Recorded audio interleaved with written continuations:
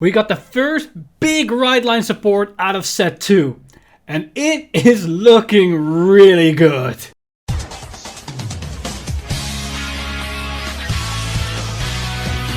Stand up, Vanguard!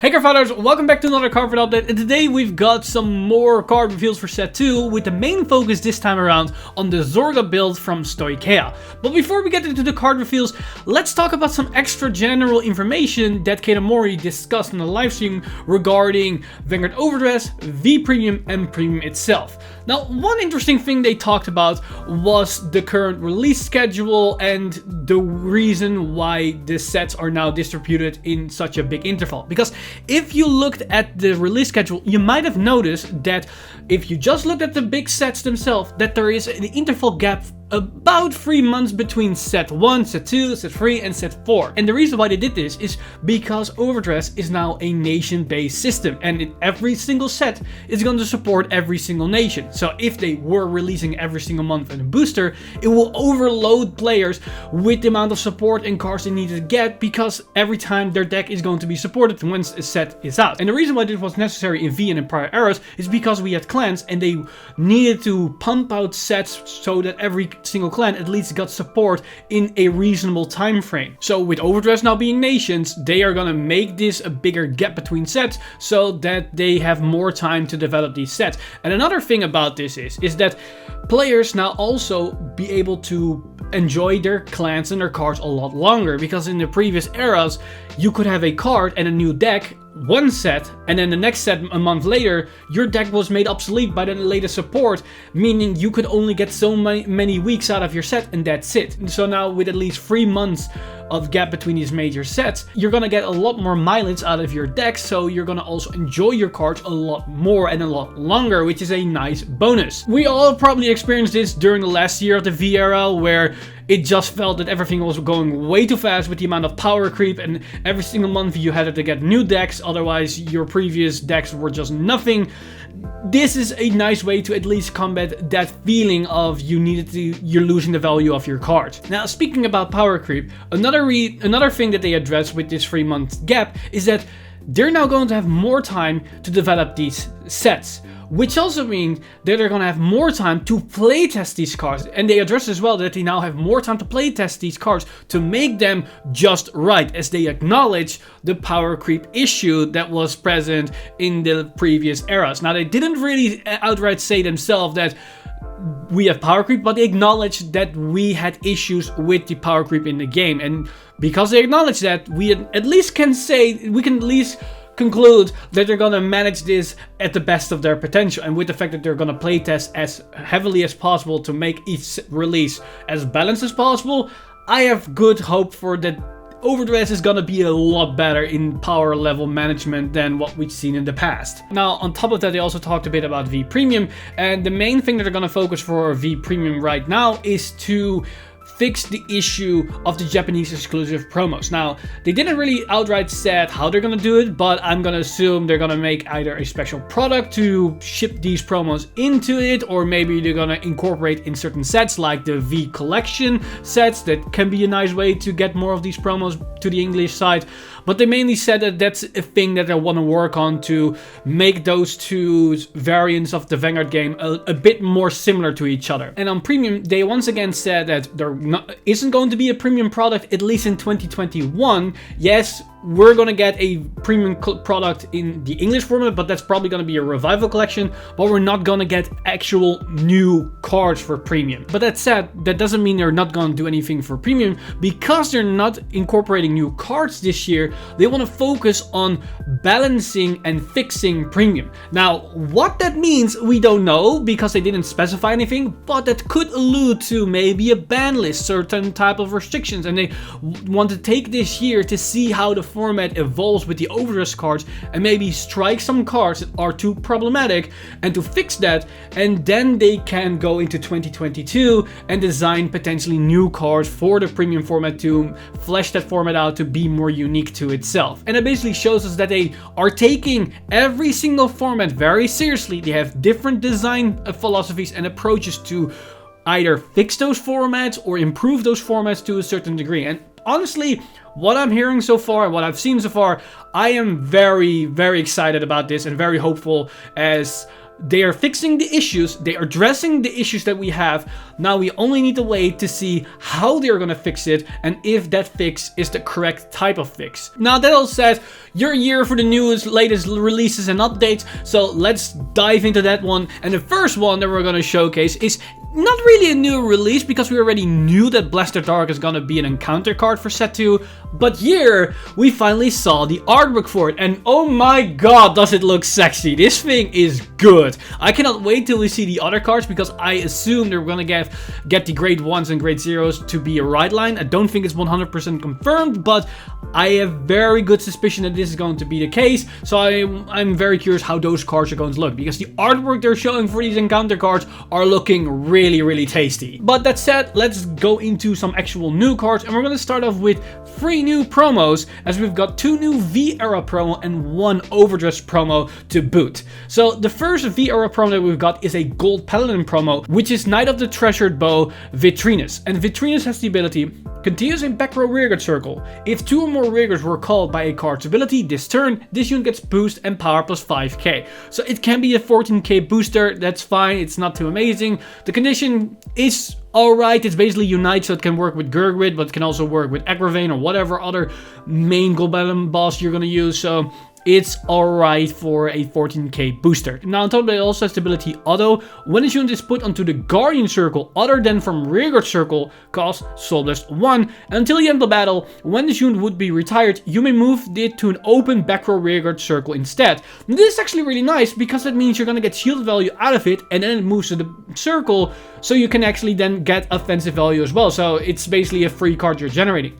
Now you might think to yourself, this immediately tells us it's Gurgrid support, as it states other than moving from rearguard circles, meaning you cannot intercept with it, otherwise you can infinitely loop with this card. So you want to call it with the superior call effect from Gurgrid during the Guardian step. But you can just use this from hand. It just states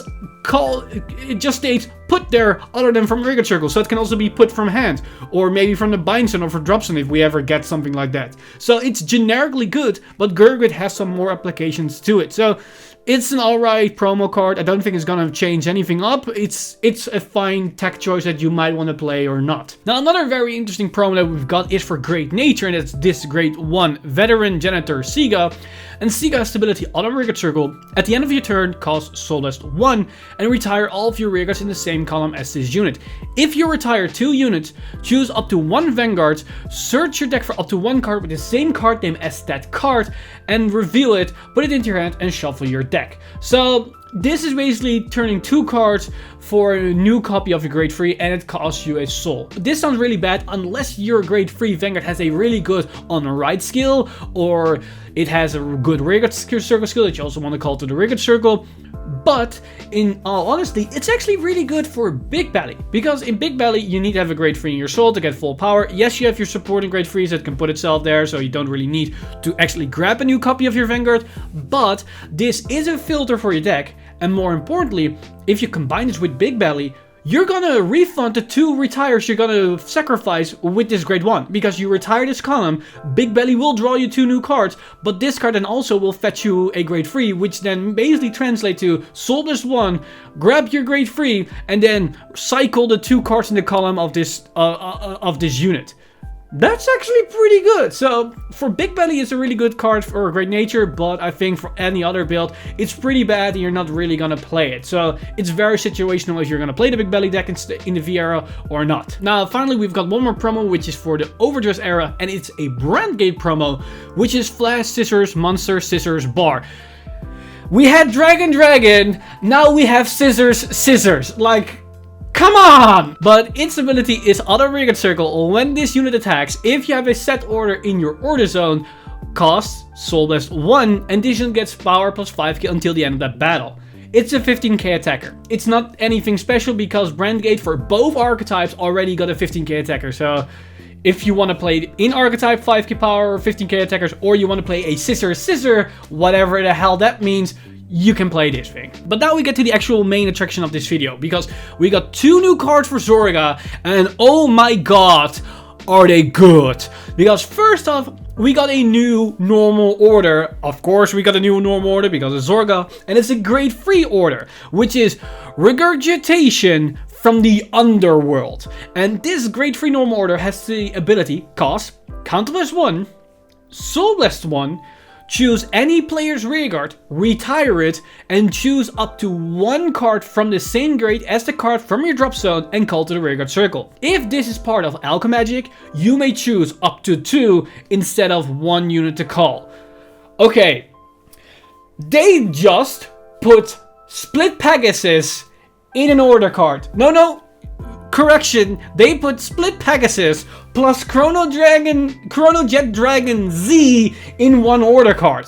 Because not only can you turn 1 unit into 2 units for the same grade, or at least this type is the same grade. It's as seen as Split Pegasus at 1 grade up, but that is besides the point here. You can turn 1 unit into 2 units, and you have some great manipulation here, so you have a bit more control. But more importantly, you can turn either your unit or your opponent's unit. So you can retire your opponent's unit if you have a grade 2 on the field, and now you can call 2 grade 2s. That's a +3 you're generating. They go -1, you get +2, that's a +3 on card economy. But if they don't have the correct grade on their field, you can just sack one of your own units and just build it. So there is no real problem here because you can set up in every single scenario, which is kind of ridiculous. This is a really powerful card, and for a cost for a Counterblast and Soul Blast, that's pretty cheap, especially if you remember that they have the Flower double R grade 2 girl that can negate the soul cost. So it's basically a Counterblast. And if this card is in your drop zone, you don't have to pay the discard cost for the order on this part of the skill, which is really good for this type of value. I think this is a very powerful order card, and it's probably going to be a staple for Zorga for a while. And on top of that, it's a double R order card. This is the highest rarity order card we ever seen, if I remember correctly, which is kind of neat, but seeing this as a skill, it makes sense. But interesting enough, we just talked about how this card's Soul Blast cost can be negated, but what if I tell you its Counterblast cost can also be negated, thus you are able to use this effect for free. The reason why that's potentially possible is because of the next card for Zorga, because we've got a brand new grade 1, which is Rogue Headhunter. And Rogue Headhunter's ability is continuous a rearguard circle. If you played an order this turn, this unit gets power plus 5k. So it's a 13k unit onto the field. It's nice. It's a very easy power column or a power attacker, and since you're always going to play an order, it's perfect. But on top of that, it also has the ability, although when a unit is placed on the rearguard circle, the next time you would Alchemagic an order and play it this turn, reduce the cost by Counterblast 1, reduced from total cost. This does not countercharge even if it would become a negative number. So basically you can reduce the cost by 1 Counterblast. So we have the grade 2 that can negate all soul, and now we have this grade 1 that can negate 1 Counterblast. That's kind of ridiculous because resources become way more accessible for Zorga at this point. And yes, it needs to be called to the field, which is somewhat awkward, you could say, because your order cards are usually the ones that resurrect units, but if you resurrect this card, it's too late as you already paid a cost for those order cards. You can call it from hand, but it's a little bit inconsistent. However, this card works perfectly with Zorga, because what you effectively can do is use Zorga's ability. You Counterblast 1, resurrect this unit onto the field, and now you negate 1 Counterblast cost of your orders cards, which actually means that Zorga's resurrection ability becomes free. Because it costs Counterblast, but if you resurrect this card, you then negate a Counterblast cost next ability. So you could also see it as Zorga's ability Counterblast and then to instantly countercharge. That's actually really good because now you will always resurrect a unit onto the field every single turn as long as you have this in your drop zone without wasting too many resources. Thus you're able to sustain matches way longer and can also be a bit more explosive as you have more Counterblast to work with every single turn. So yeah, this is a very powerful grade 1. I think it's going to be a staple right at the gate and could be really good with either the grade 2 that negates Soul Death cost or any of the other order cards that use Counterblast, because Counterblast was a bit of a restraint currently with Zorga, but with this card, that's probably a thing of the past. And that basically concludes all the support that we've seen for today. And honestly, Zorga only got 2 cards in today's livestream. And yes, there's another card for Zorga, but we're gonna touch upon that at the end of this week when we're gonna talk all the card of the day's reveals. But just these 2 cards alone makes Zorga a lot more interesting. And honestly, just because we now got this Chrono Jet mixed with Split Pegasus order card, I think I really want to try Zorga out right now, because that's really my thing. And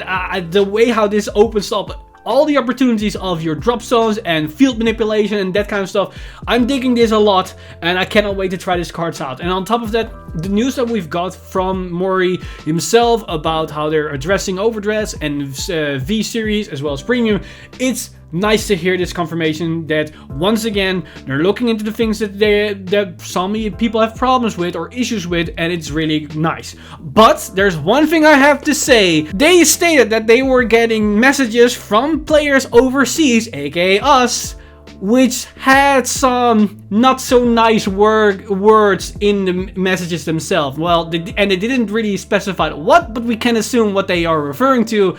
Come on, guys. Like, I know it's not you guys that are doing this, you guys watching these videos, you guys are chill, but if you want to express your dissatisfaction with Bushra, with Mori, and everyone involved, it's completely fine to say that. In fact, I encourage you, if you have problems with something, tell them. They need to know if the community has issue with it. However, be respectful about it. Cursing at them, being mad about them, and saying all kinds of heinous words will get you nowhere. In fact, it gives us a bad reputation, and if this happens too much, it might even set us back, that they are thinking, well, we're not gonna listen to them anymore because they are like this. They're too barbaric or too whatever, too aggressive, and there's no way you can work with this. So if you have issues and you want to express them, by the love of God, be polite. It will get you way further in life than just yelling at them and hope that that will fix the issue. But I know for a fact it's not you guys who are doing it. You guys are awesome. But if you know anybody that did this, please, at the very least, tell them to just chill out and just calm down a bit before sending the message in the first place. But let's end this off on a high note. I want to know what you guys think of these new cards for Zorga, as well as these new couple of promos that we saw, and the news about their addressing the future of Vanguard, because don't forget, they have a 10+ year plan for Overdress, so there's a lot that we're going to see in the future, and we can expect a lot moving forward. So let me know all your thoughts in the comment section down below. As always, this video has been brought to you by our lovely patrons over at patreon.com/VanguardInsider. You guys are amazing. If you do want to support the channel or everything that's happening on the channel, you can go to patreon.com/VanguardInsider and become a Patreon today. But with that said, I'm Mr. Time Leap. See you guys in the next one.